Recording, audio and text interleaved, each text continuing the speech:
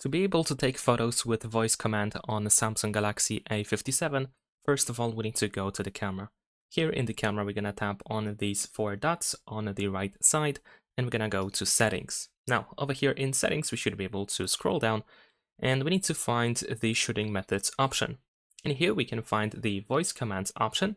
And of course, we want to make sure that this option is enabled. We can also see all of these example commands that we can use to take a photo, to take a picture.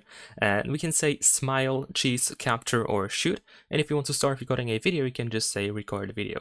Keep in mind that this option might be available in only some languages. I know, of course, for a fact that it works in English, but I'm not sure what are other languages that are supported. So if we go back to the photo mode, for example, I should be able to say something like cheese. And there we go. As you can see, the phone took the photo. So that's pretty much it. Leave a like and subscribe.